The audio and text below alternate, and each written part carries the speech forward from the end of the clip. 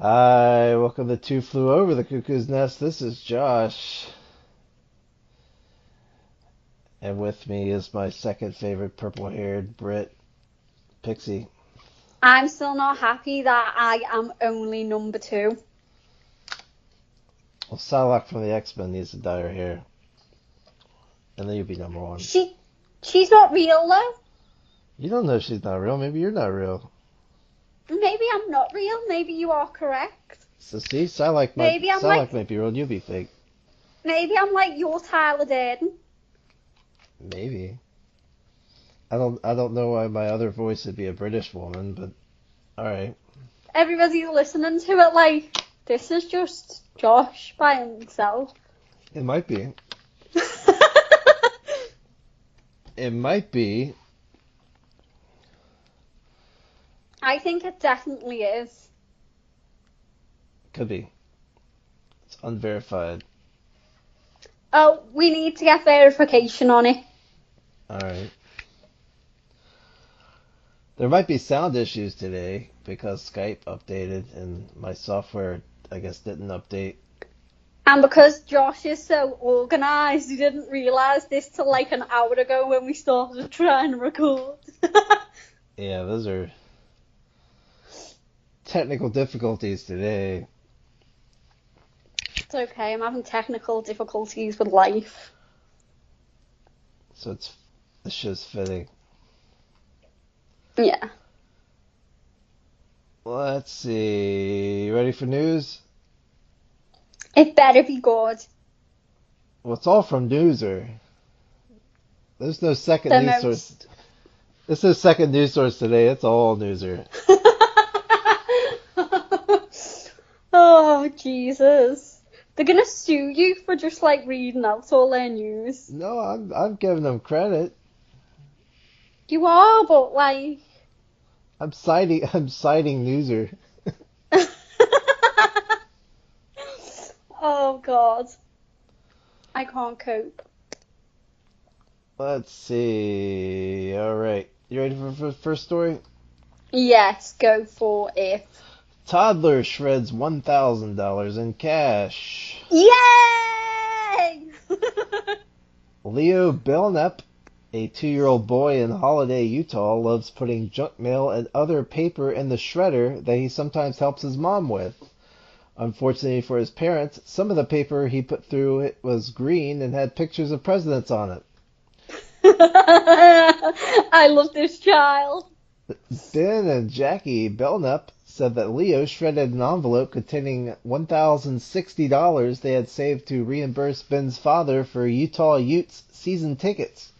Can I just say, who said money cannot buy happiness? That child was full of joy while he put that money through the shredder.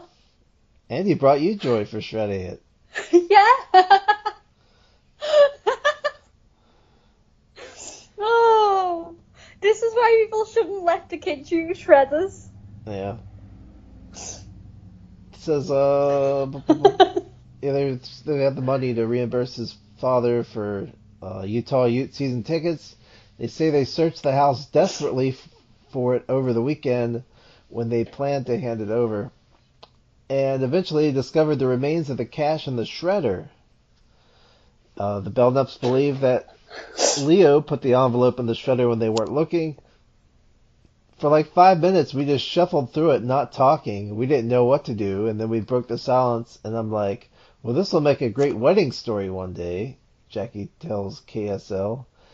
But they might eventually get their money back. Ben says he found out about a government department that deals with mutilated cash. I called the guy the next morning, and he said, oh, we might be able to help you here. And I was shocked, Ben says. He said, bag it up in little Ziploc bags, mail it to D.C., and in 1 to 2 years, you'll get your money back. So, well, at least they'll get some of it. I guess they'll get their money back. It might take a while.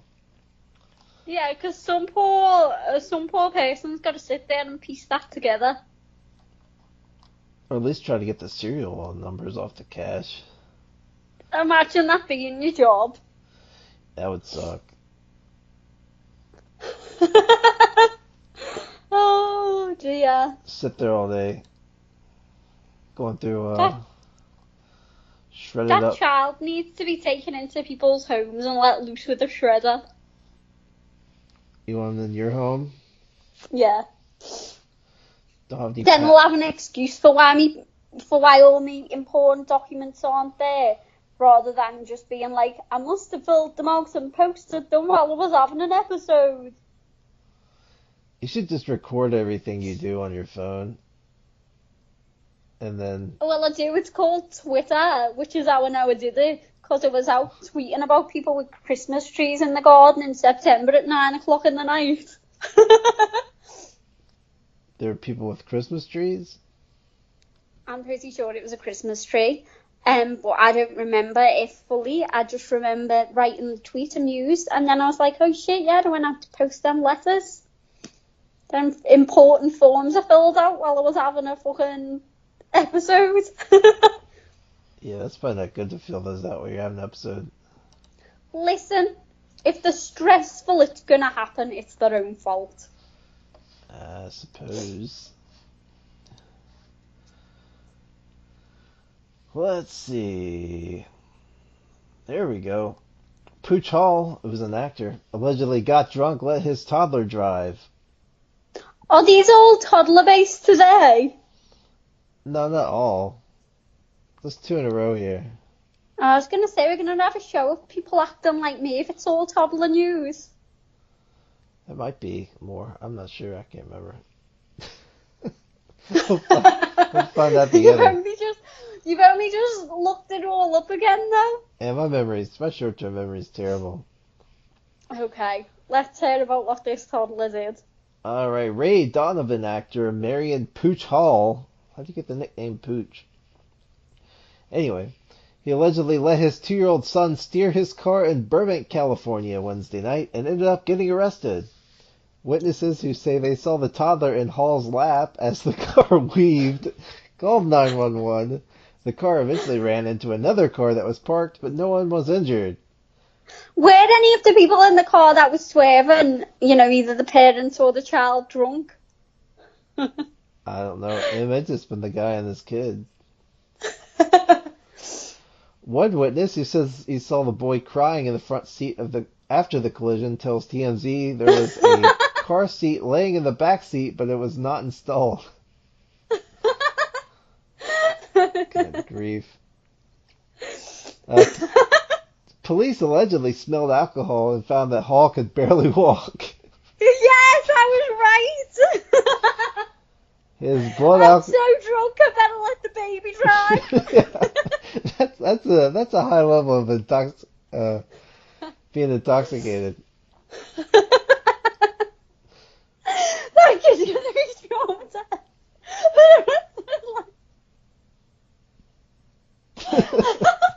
That kid was a terrible driver too. Come on. Oh my god. It says they found Hall could barely walk. His blood alcohol level was allegedly 0.25, more than 3 times the legal limit for driving. He was arrested on charges of DUI and felony child endangerment and was still in jail Thursday on $100,000 bail. His son was released to his wife, who I can't imagine is very happy about this. Let's see. Mr. Hall displayed obvious signs of alcohol intoxication and was unable to perform standardized field sobriety tests, a Burbank Police Department spokesman tells People magazine. Mr. Hall's 2-year-old son was riding in the car with him at the time of the collision and was determined to have been riding in the vehicle unrestrained as required by law. Hall... Of course he was. He was driving the car. Hall, who has not commented yet, has played Daryl Donovan on the Showtime drama series since 2013. Some of his producers are happy too. Oh, I've never seen that TV show, but that is hilarious. There's nothing on that show that will be better than him being drunk and letting his 2-year-old drive. That's amazing. Oh my god. Pooch Hall is now my favorite actor.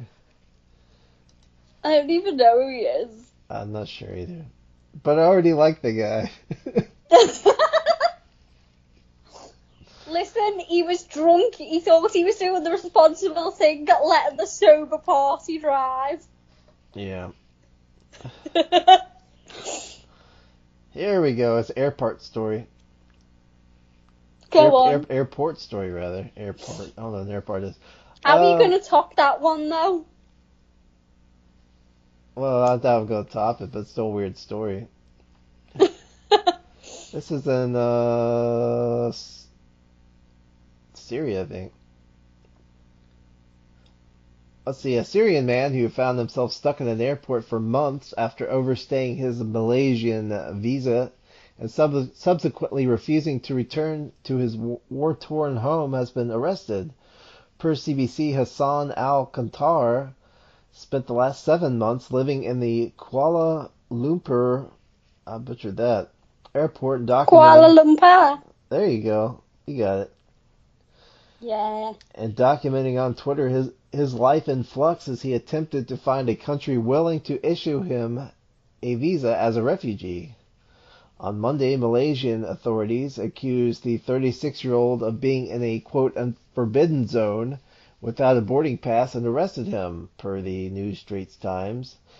At a press conference, Malaysia's Immigration Department Director General Datuk Seri Mustafar Ali, that's a long name, reportedly said that Al-Kantar said he's unwilling to return to Syria because he fears he'll be forced to become a soldier after years spent working abroad as an insurance marketing manager. Mustafar That's says, a big change. Yeah, that is. Let's give him a machine gun. He'll be alright. I'm sure he will after all the years of working in an office. Give him that machine gun and he can take out all that rage. Or living in an airport for 7 months. I'll do it too. Mustafar says his agents didn't know Al-Kantar's real reason, but cited his country's need for closure in the case. Mustafar also said that Al-Kantar had shamed Malaysia on social media. Throughout his ordeal, a human rights group out of British Columbia had been working to secure a Canadian visa for Al-Kantar by putting public pressure on Canada's Ministry of Immigration, Refugees and Citizenship. Malaysian officials did not say at the time of his arrest whether Al-Kantar would be deported. I would not want to go back to a war-torn country, so... Yeah. You know... Sucks for this guy. Hopefully they'll get something worked out. Alright, bullet. Yeah. Oh. I was going to say, I don't think you want to send someone somewhere like that to become a soldier anyway. Because, let's face it, it's just adding to the issue. He'd probably get blown up in 5 seconds. Still adding to the issue. Yeah. This is a story. Bowling alley owner killed in freak work accident.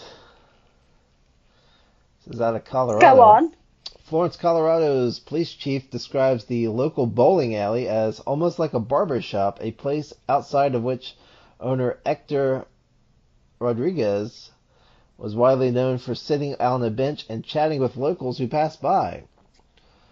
The community is now mourning the 65-year-old who lost his life in a freak accident Sunday. Rodriguez went to unstick a pin machine at his... unstick a pin? They wrote that poorly. Is it one of the machines that puts the pins down? Oh, okay, I got you. I thought they meant unstick a pin from a machine, but I got you. Unstick a pin machine at his Fremont lanes, and Fox 21 reports that when he didn't return for some time, an employee went to the back and found him trapped inside that machine, per Chief Michael De Laurentiis.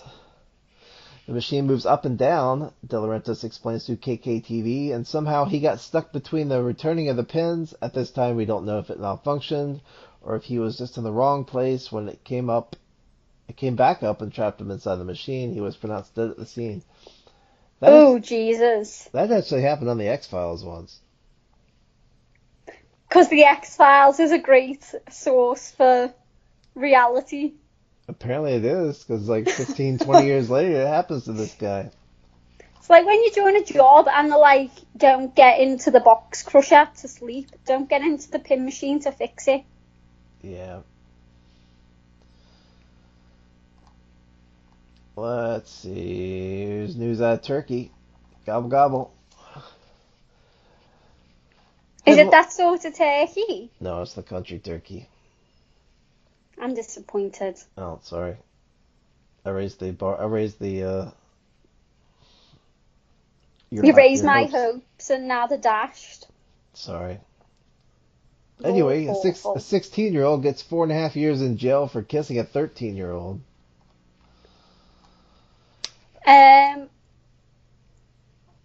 That sounds both right and wrong.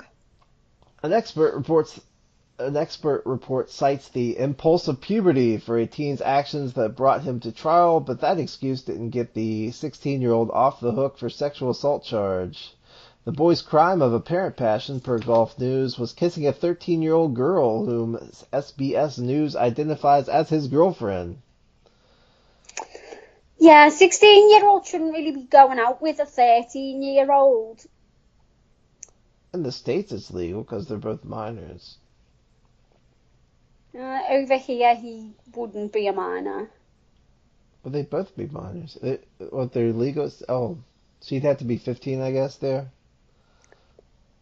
Yeah, 16's legal here. Can't vote, can't drink, but you can procreate. There you go. So all the American pedophiles that want a girl like 16 go to England. Apparently. Because they don't care. No. Please do not send them our way. We have enough problems of our own here. We'll just load a boat full of pedophiles and send them over there. You'll be fine. We'll just send them on to, like, Australia. That's what you do with your old prisoners. That's what I meant. We got a new load for you guys. They're all pedophiles this time. so good luck. There you go, guys. You've still got plenty of room. Hide your kids. The queen demands it. His sentence for that kiss, 4.5 years behind bars, per a judge's ruling Friday in the Turkish province of Antalya. Something like that. The boy was busted after a classmate filmed him embracing and kissing the girl in her schoolyard. A teacher got wind of the video and told police, who then referred their findings to prosecutors. The law the teen is said to have violated bans any sexual contact with kids under the age of 15. An expert report had recommended no punishment at all, but seems the judge didn't agree. Other teens also went to trial in the case, including the person who shot the video of the kiss.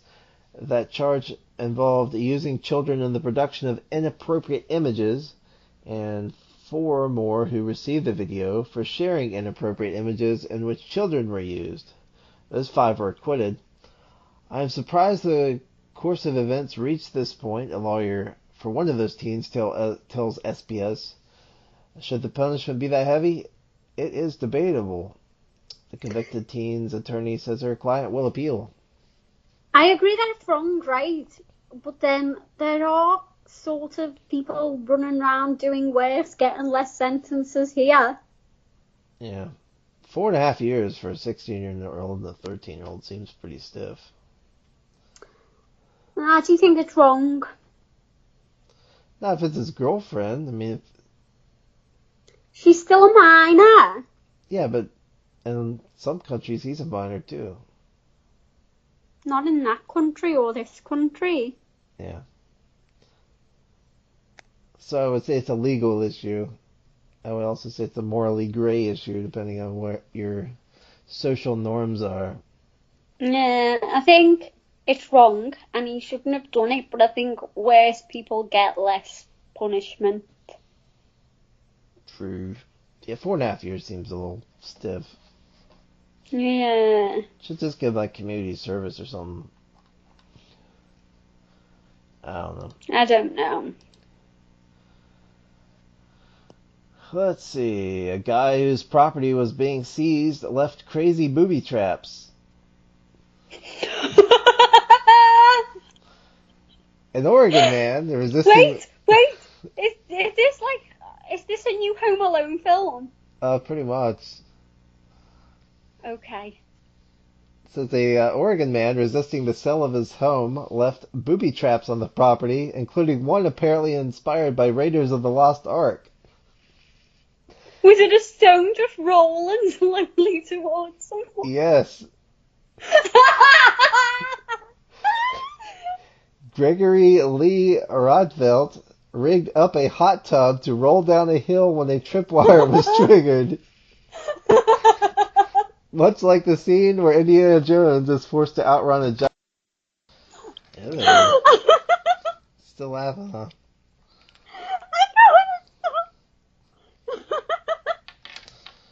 Today's not my day. I should have stayed in bed. Oh my god! You cheered me up though! Oh, what? Oh my god! Are you gonna leave that in? I might. I can't breathe!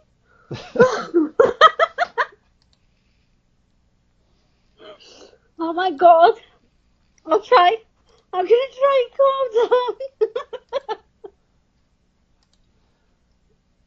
Should I leave it in? I'll let you decide. I was like, a minute the camera dropped, and I was like, what the fuck is he dead? And then you were like, can you hear me? Can you hear me? I can't calm down. This is Oh not my god. This is not my day. It's just not.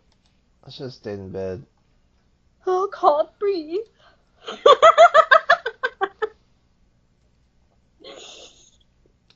Good Lord. So our story.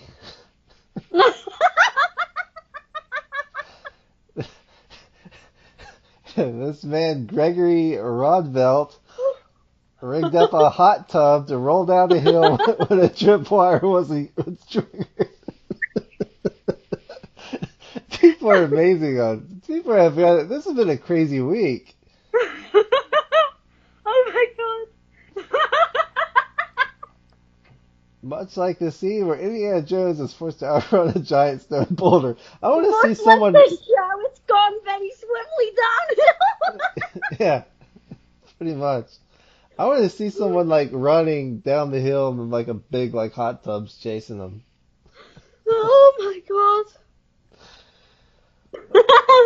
Says at the property in Williams, Southern Oregon, an FBI agent and 3 bomb squad technicians avoided the hot tub and other hazards, including a minivan booby-trapped with animal snares. But the agent was shot by an empty wheelchair inside the home. It had been rigged to fire shotgun ammunition when it was pushed. The Oregonian reports. This guy is crazy. This is like a movie. Maybe I got me wishing it's the Purge vs. Home Alone. Pretty much. It came to life. Oh my god. The agent was hospitalized when a shotgun pellet lodged in his leg. Rodvelt, 66, faces a felony count of assault on a federal officer over the September 7th incident, the Mail Tribune reports. He had been ordered to sell the home as part of a $2.1 million judgment against him in an elder abuse case involving his 90-year-old mother. Fuck off. This guy's a real winner. Oh my god. He had been jailed in Oregon after an armed standoff with authorities in April last year, but was released for 2 weeks in August to prepare the property to be turned over, according to court documents. So he apparently spent these 2 weeks putting booby traps in the house. He was sort of, you know, he was sort of following what he'd asked him to do. He was preparing the residents.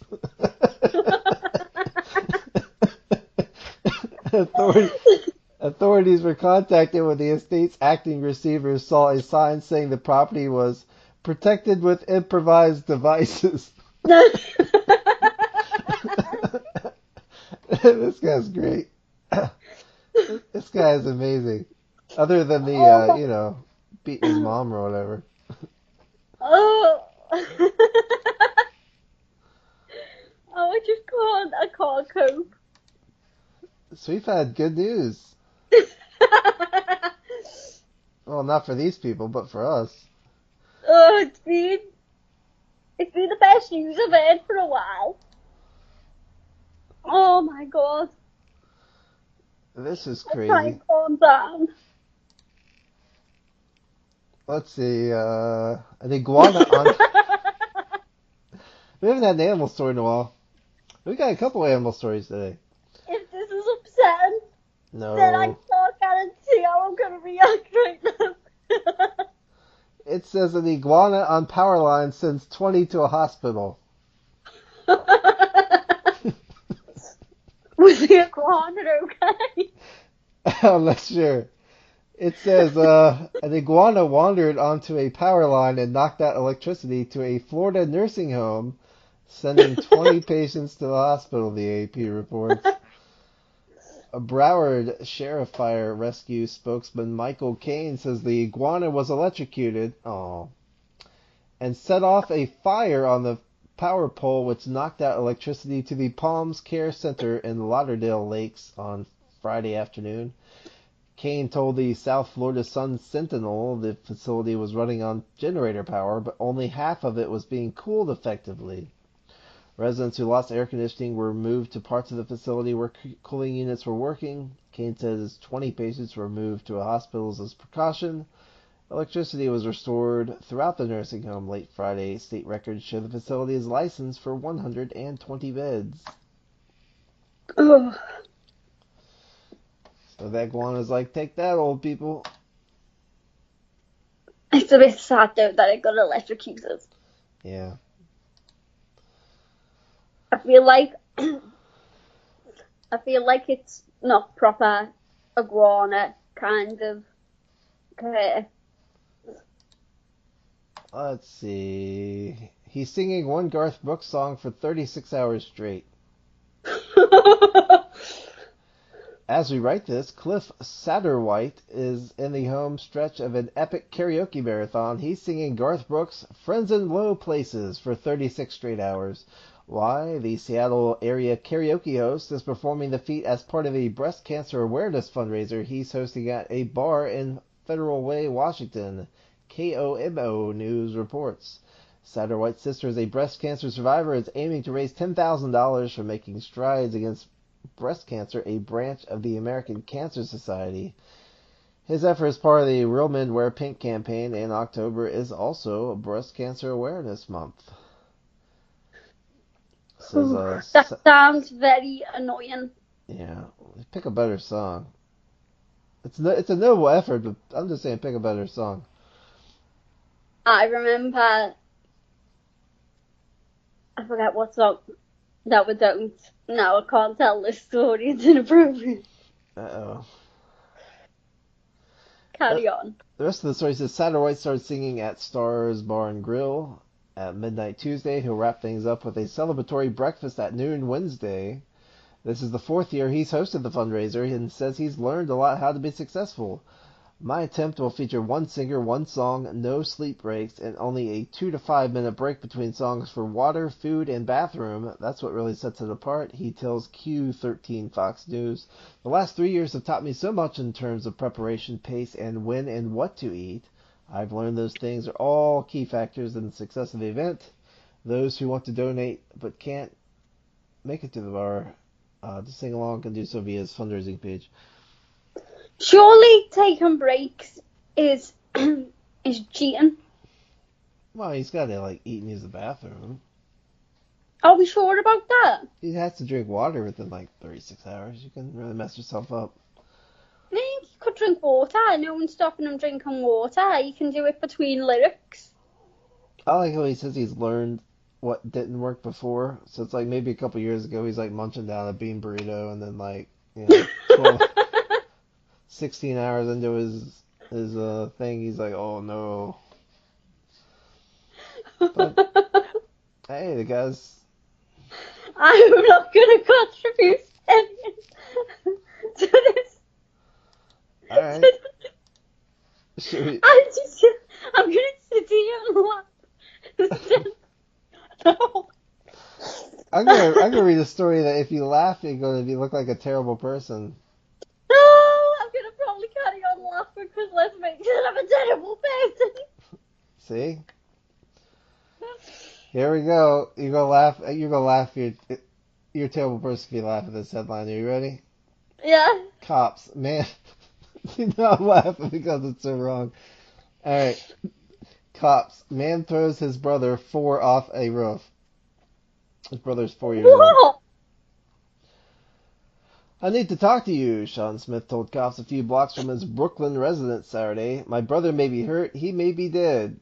Police officers soon found the body of Smith's little brother Shimron, which is the name of like a dragon on Dragon Ball Z, but I think, no, that's Shenron. Never mind. Wait, what did he throw him off? A roof. Was it because he thought he was a dragon and he'd fly? Well, I think that's Shenron. This kid's name was Shimron, so I'm wrong about that. Oh, okay. Similar though. I've never heard the name Shimron.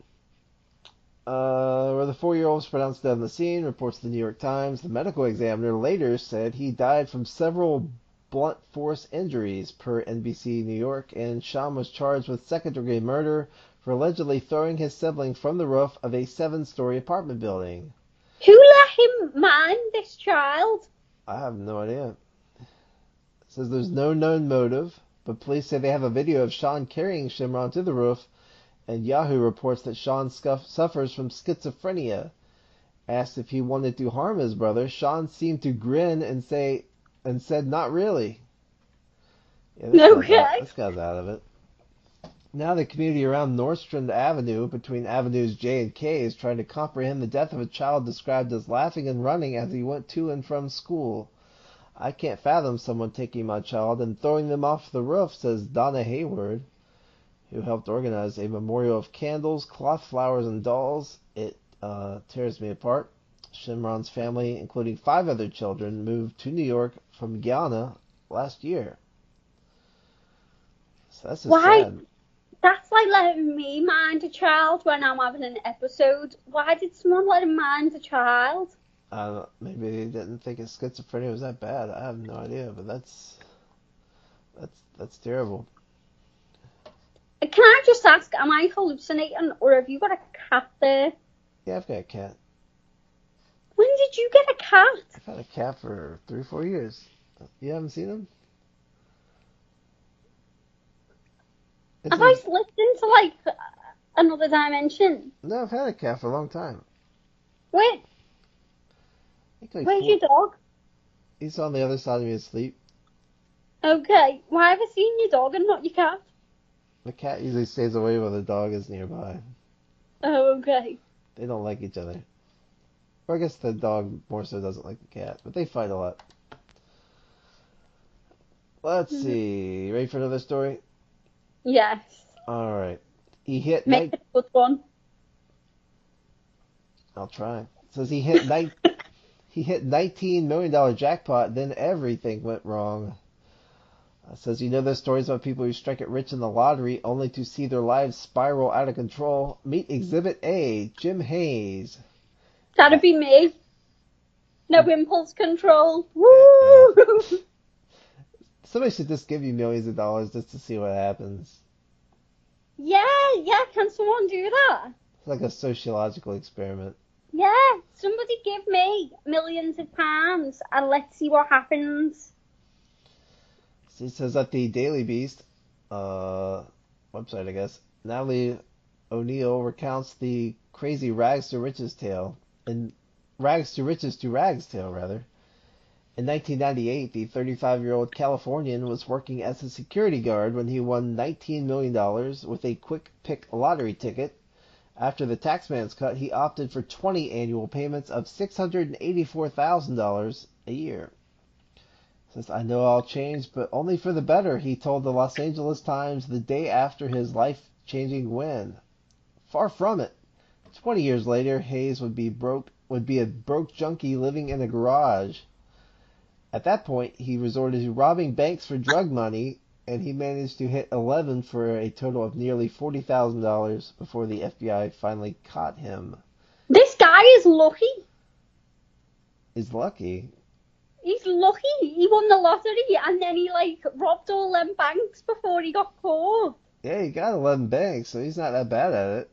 Yeah.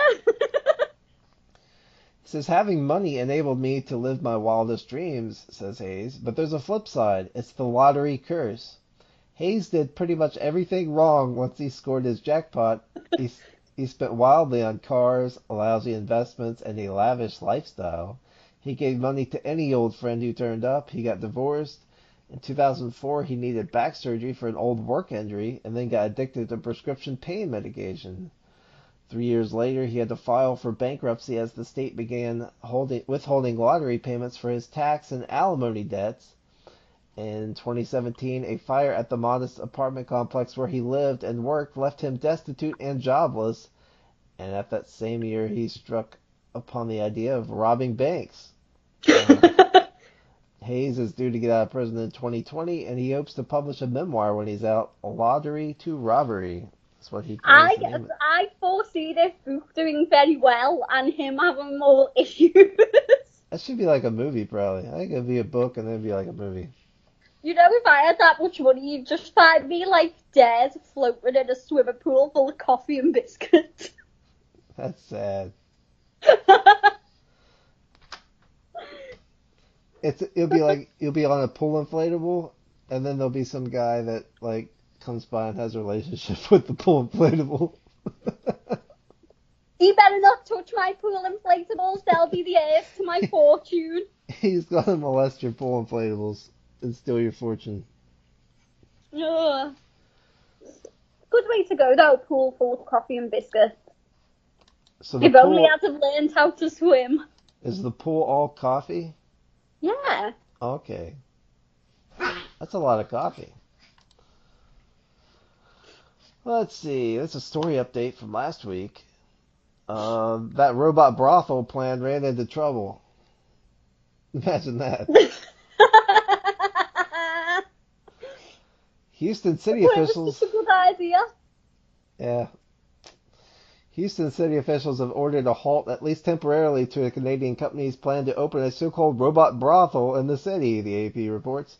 The Houston Chronicle reports building inspectors ordering the halt after determining Kinky's Dolls, that's the name of the company, lack the permits required for demolition and construction. The company has received pushback from community groups and local authorities. Kinky's Dolls announced last month on Facebook that it plans to opening a Love Dolls brothel in Houston. It will be the company's second location and the first in the United States. On social media, Kinky's Dolls says its human-like dolls are available for sale or rent and can speak. Also, they can talk. What the fuck? No wonder they ran into trouble. The dolls are protesting. It might be. Mayor Sylvester Turner says he's not trying to be moral police, but it's not the kind of business he wants in the city. So, yeah, I'm with the dolls on this one. They should not be used for. What if the doll wants it though? They could be like a sex addict doll, robot doll. But then surely it'd be just wandering about having sex with people and not working in a brothel. Well, they're getting paid, I guess. I don't know. Yeah, the robots don't keep the money. Just for the pure thrill of it. Kanye West, there's two Kanye West stories. I hate Kanye West. Oh, here you go. The first one is he changed his name. What to? Says Kanye West changed his name at age 41, and rather than adding a Kardashian to his moniker, the rapper has selected 2 letters from his name to go by and is dropping the rest. What the fuck? The being formerly known as Kanye West, he tweeted Saturday night ahead of his gig on Saturday Night Live, "I am Ye. Y-E." Fuck off. Ye has been a long-time nickname, and he even chose it as the title of his June album, notes The Guardian. But there's a personal significance, notes People. I believe Ye is the most commonly used word in the Bible, he said in June when the album was released. In the Bible it means you. So I'm you, I'm us. It went from being Kanye, which means only one, to being just Ye. Just being a reflection of our good, our bad, our confused, everything. I'm just more a reflection of who we are. Kanye West is more delusional than me. Maybe. He fucking is. He's more delusional than I am. He's going to be entertaining, though. More entertaining than me. Well, not yet. He's Good working on one. it. It says Ye's new album, Yandi, drops Saturday night. In it, he raps about giving up my slave name. Sky News has okay. Let's see. And there's the other story. His dad beat cancer. Only to have his son go on about how the name he was giving him was his slave name. Oh no! To celebrate, guess what they ate to celebrate his dad beating cancer? Something fucking disgusting. Let's see. West shared on Instagram Tuesday. My dad and I are going to eat this plate of bugs to celebrate him beating cancer. posting a photo of their alleged repast. No more fear. TMZ reports the elder West was diagnosed with prostate cancer in July. The rapper's mother died in 2007 after complications from cosmetic surgery. So good for his dad for beating cancer, but I wouldn't celebrate with a plate of bugs. Yeah, I don't see any reason why anyone would, to be honest. It seems unnecessary. Yeah, it seems gross. Let's see, we got more stories. Teen fails to make soccer team and the family sues. What? After her 16-year-old son failed to make the varsity soccer team, a disappointed mom went a step or two further than most parents might. She filed a lawsuit in federal court alleging the teen is a victim of age and gender discrimination. Fox 2 reports. The family says the rules at Missouri's Ladue High School state that if a junior doesn't make it onto the varsity team, he can't play again on the junior varsity team. That way students in lower grades can use the JV team to develop the skills they need to try out for varsity. The family wants the boy placed on the JV team, the St. Louis Post-Dispatch reports. They first appealed the coach's decision to district administrators and the superintendent, both of whom sided with the coach. They then complained to the Department of Education's Office of Civil Rights, but ultimately sued because the office had no power to force the school to place the boy on a team. The boy reportedly wanted to take the case to federal court. The family's lawsuit claims that the girls' soccer team does allow juniors to play on JV, which is where the sex discrimination comes in. There are many schools across the country that have this policy that you either make varsity as a junior or you're out of the program, says the boy's stepfather, who is one of the lawyers handling the case. If someone said cut all the blacks, that would be illegal, and it's illegal for age too. Actually, age isn't covered under discrimination unless you're like over like 50 or something like that. But whatever. He adds that per stats and rankings the boy should have made varsity, but the coach testified in court that the only reason he said positive things about the boy's skills was to build up his self-esteem rather than making him feel worse after he had already failed to make the team. And also testified that the school doesn't actually have a policy preventing juniors from playing on JV teams. So basically the coach is saying this kid's just terrible. Like a crap player, and his parents are trying to force him on the team. The judge is set to decide Monday. I think the kid needs to learn the lesson of maybe practice and practice and practice rather than sue and sue and sue. I like how his dad's a lawyer, so you know they're probably wanting some sort of payday out of this. They don't care if he's on Yeah. the team. They just want to get paid. I wonder how badly hellish that kid's life is going to be at school now. Oh, you know he's a dick, though. You know that kid's a dick. You Like, know his parents are dicks. yeah, they're just all brats. I guarantee those are terrible people.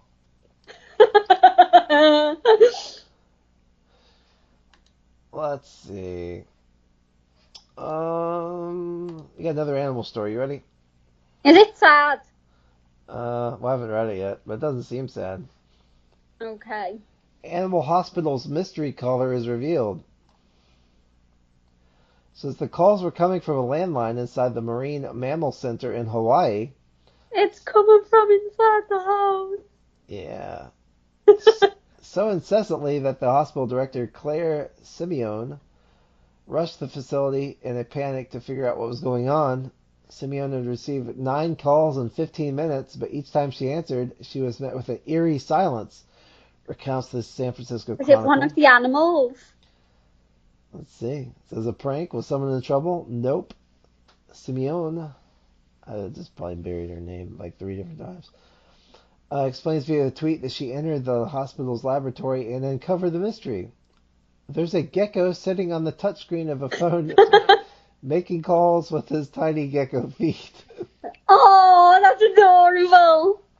Says as it turns out, the gecko had been busy. While stretched out on the phone, he had inadvertently placed calls to everyone on the facility's recent call list.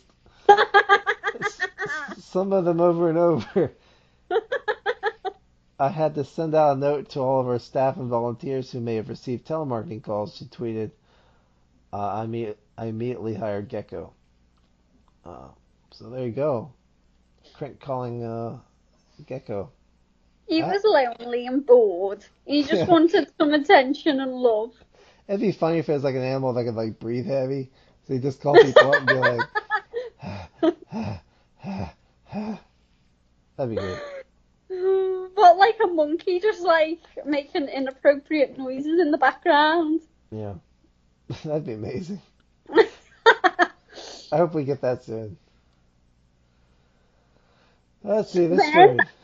When I worked at one of the call centres that I worked at, a cat called us once. Oh Lord, how'd that go? Well, it called one of the lads on my team, and he found it so amusing. He got us all to listen for about 10 minutes while the cat was just making noises. It was like meowing at him. It's just like purring and shit. Nice. Must have been like lying on the phone. True. Let's see, I got 6 more stories. Got a lot of stories this week. This is a weird week. It's October. Guess that brings out weirdness. Michigan high school can't account for 9 pot brownies.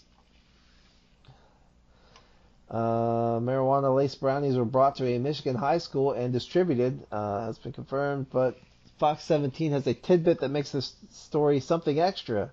The person who tipped off police using the OK to Say app, so yeah, snitch there, alleged the brownies were brought in by a cheerleader who doled out some to the football players and used others in a bid to secure homecoming votes. Nice.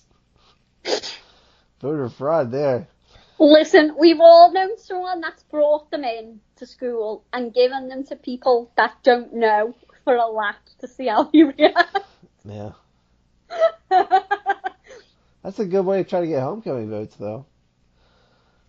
Yeah, it's probably funner to give it to unassuming people though and see how they react. Yeah. This MLive reports last Wednesday forwarded the tip to Hartford High School administrators who looked into the claim and found it to have merit. The school on Tuesday said all the individuals are being dealt with according to our district policies and student handbooks. Fox 17 reports the 17-year-old female allegedly brought the dozen brownies to school and only 3 have been recovered. They're being tested by the state police crime lab. The station points out the obvious. The students possibly ate the other 9. And they got real Sherlock Holmes there at the in Yeah, that Michigan. guy needs a promotion. Yeah. Oh no, kids ate pot brownies. I'm more I'm confused shocked. why there was 3 left.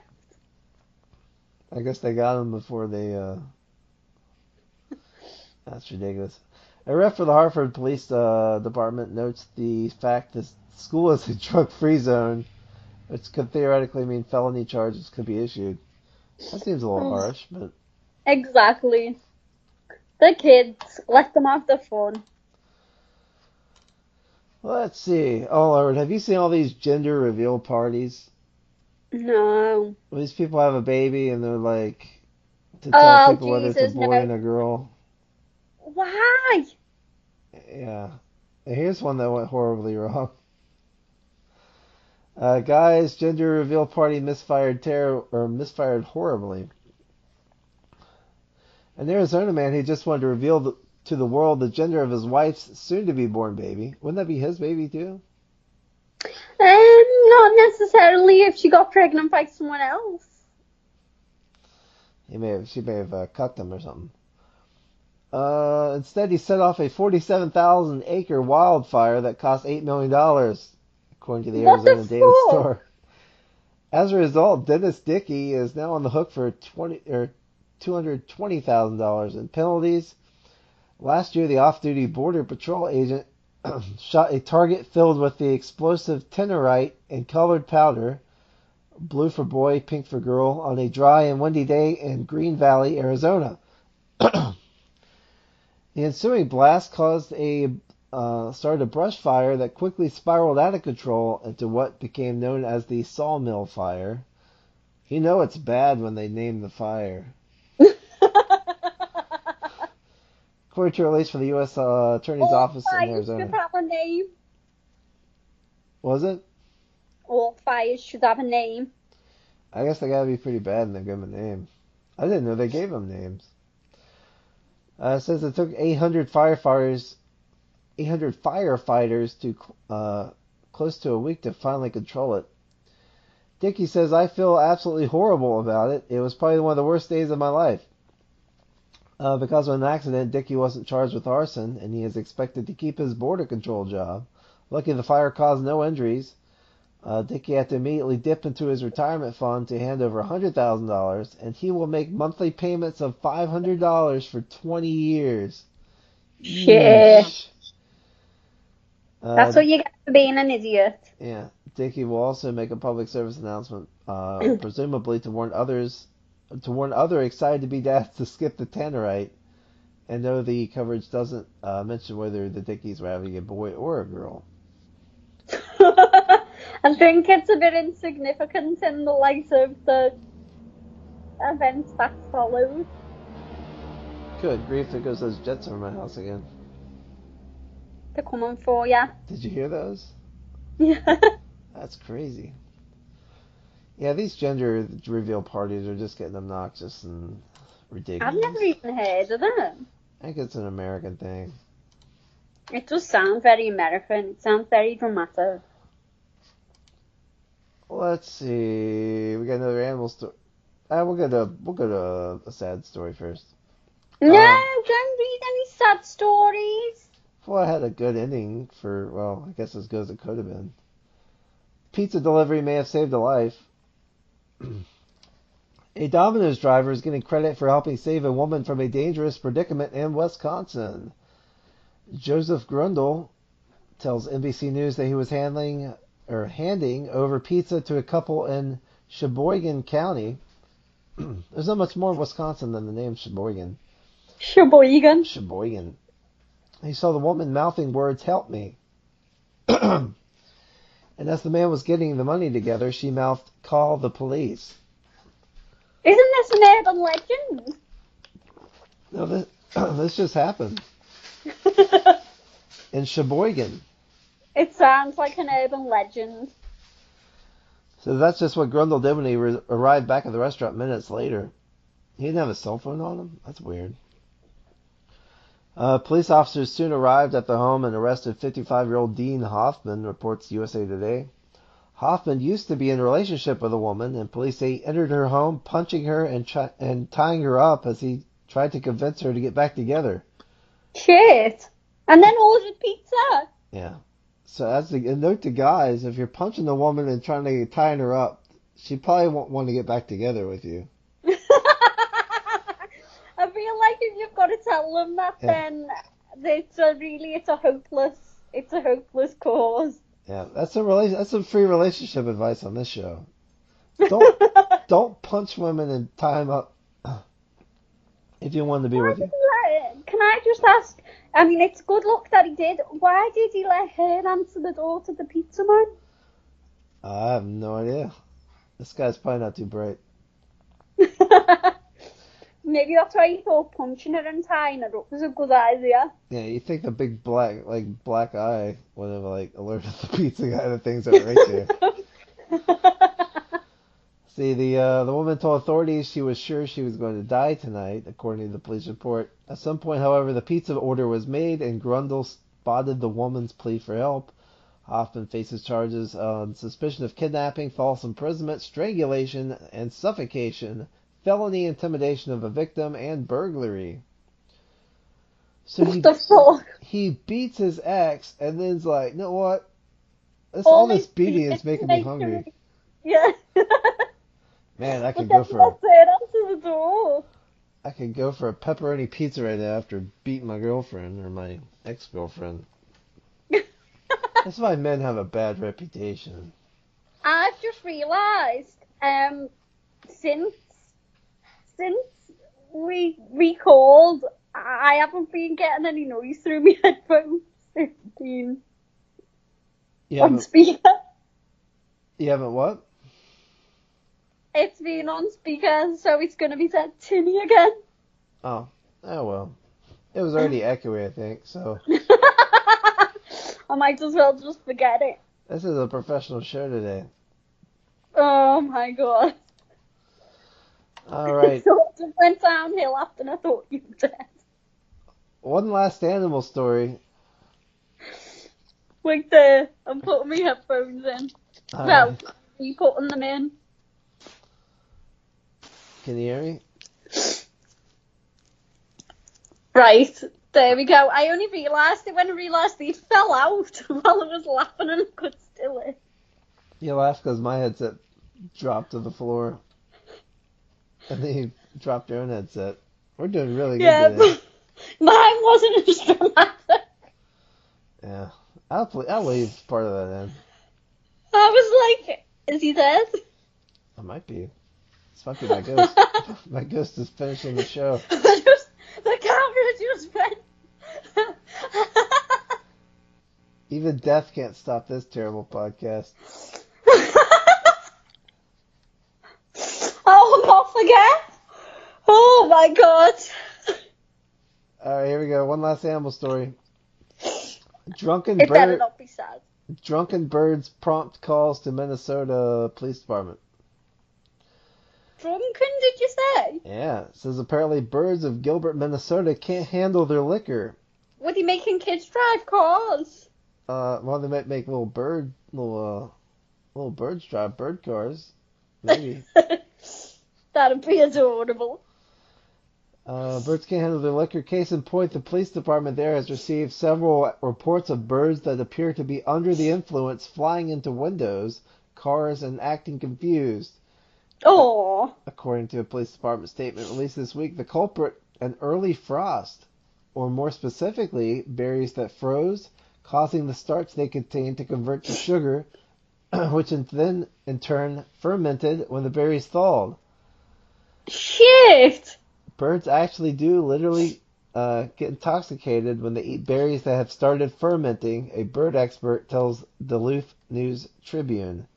That's fucking crazy. Yeah, and that does lead to drunken behavior.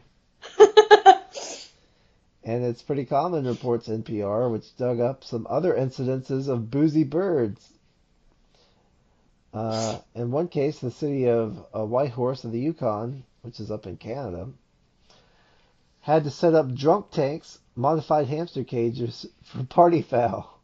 As for Gilbert's winged drunkards, there's no need to call law enforcement about these birds, as they should sober up within a short period of time, per the police statement, which adds that there are some bird-related occurrences that should be called in. Among these are Roadrunner jumping in and out of traffic on Main Street, Big Bird operating a motor vehicle in an unsafe manner, and Tweety acting as if 10 feet tall and get into confrontation with cats. That's a weird police department statement. Cartoon characters. And lastly, we have 2 donut shop stories. Okay. One from I'm Dunkin', ready. one from Krispy Kreme. All right. Are they changing the name back? No, it's still Dunkin' Donuts, but it's going to be Dunkin'. This story's kind of sad.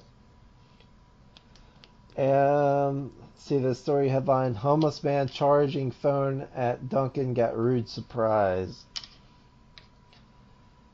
It says, cruel is how people are describing the incident that took place at an upstate New York Dunkin' Donuts, and the company seems to agree. The Post-Standard reports that on Sunday evening, Jeremy Dufresne, a.k.a. Jeremy Young, I guess he has 2 names, I don't know, a homeless man whose family says he has epilepsy and schizophrenia, had come inside the Dunkin' to warm up and charge his cell phone so he could call his mother, which he does each night. As he waited for the phone to juice up, he put his head down, which is when a video that's since gone viral captured what happened next. A Dunkin' worker dumped a pitcher of water on Dufresne while someone laughed in the background. How many times I've got to tell you to stop sleeping in here? The employee says that Dufresne scrambled to his feet and tried to collect himself, his phone, and his charger. You know I'm not playing with you. After the video circulated, per USA Today, a homeless advocate organized a protest outside the store and said the company that owns Dunkin' Donuts said it fired the employees involved and will help better train workers how to engage with homeless individuals. The Post-Standard reports that the Onondaga County District Attorney is investigating that workers could get hit with harassment charges. He planned some personal problems of his own and took it out on someone else like me, Dufresne says. His aunt, meanwhile, tells the Spectrum News she's appalled and that her nephew is a caring person who has been harassed before and whom she's tried to have live with her. A GoFundMe to help him out is raised $5,500. So that's Why is he homeless? I guess because he has epilepsy and schizophrenia. Most of the homeless population in the United States is mentally ill. I wouldn't do well there. That's just mean to, like, some dude's, like, closing his eyes and he's dump a pitcher of water on him because he's homeless. That's kind of a dick move. If he's about what I had, all fucking hell would have broke loose, and he'd probably have... You've been throwing chairs and donuts and coffee. Yeah, I would. There'd be people running around trying to get someone to arrange to have me shot down with a bear tranquilizer. Yep. All right, one last story. Who's our favorite group to pick on this show? Who would you say?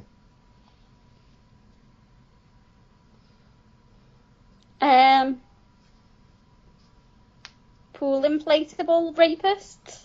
Well, that too, but also the Irish. We don't pick on the Irish. We do sometimes. We got the Irish several times. Go back and listen to the shows. I have never said anything to pick on the Irish. We picked on the Irish several times. I don't believe you. You don't remember. The Irish utterly lose their minds over Krispy Kreme. Let's see if you can imagine the Irish doing this. Honking horns, bumper-to-bumper traffic, and tempers converged on the Irish capital of Dublin over the past 7 days, and it was all due to tasty fried dough. Mashable reports that the September 26th grand opening of the city's first 24-hour Krispy Kreme drive-thru quickly resulted in long lines of sugar-seeking Irish. Per the Irish Independent, the commotion went on deep into the night, irritating nearby residents. Since the grand opening, we haven't had proper sleep at night, one local says. We have jobs, kids, and schools, and so many elderly people living here as well. It was so chaotic, per Global News, that one man videotaped cars that he said mistakenly waited for an hour in a second line that led that led straight to a fence.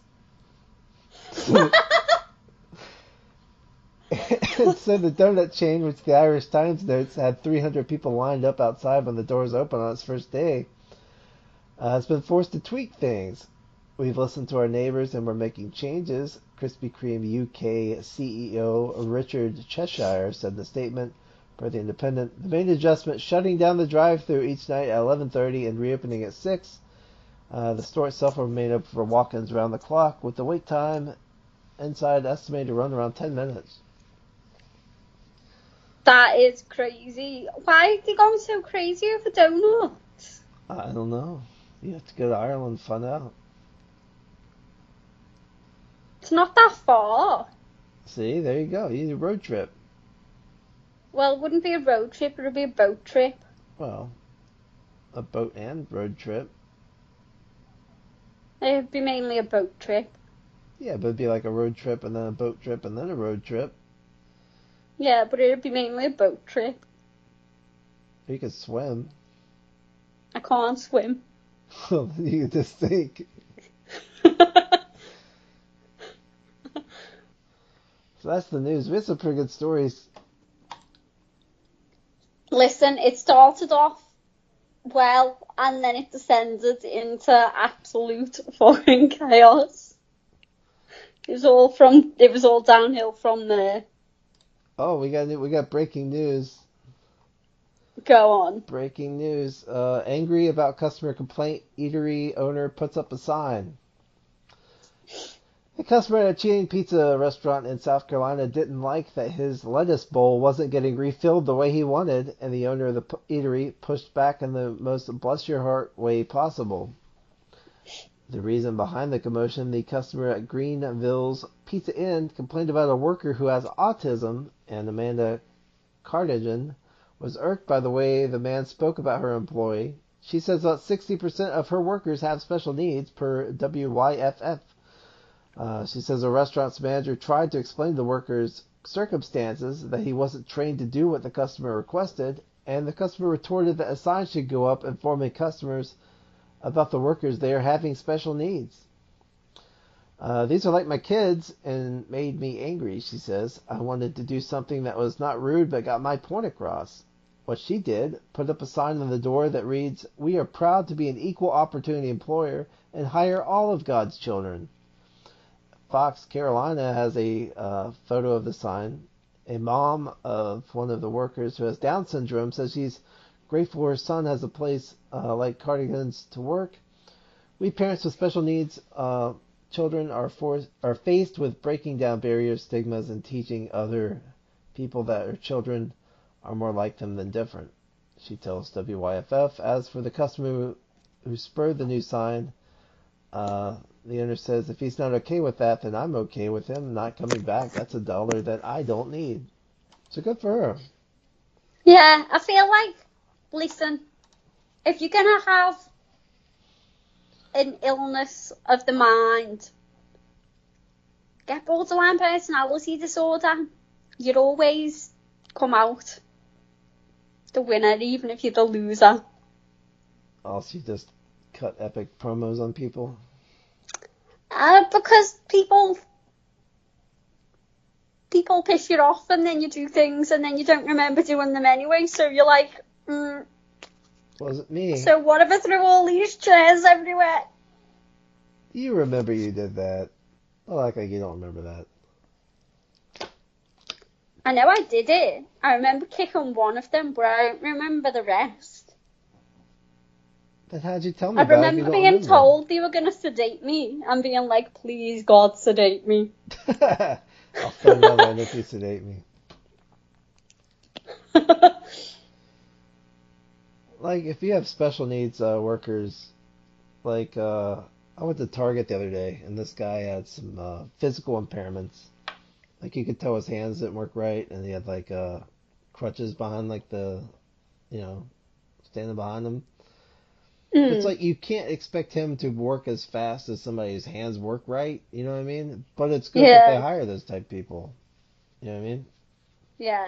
So like, just try to be empathetic to people with problems, I think. Yeah. At Definitely. least they're trying to contribute, in their way. The thing is, right, that could be you one day. Yeah, all it takes is like a car crash or a Yeah. stroke or something. Yeah. Or for a genetic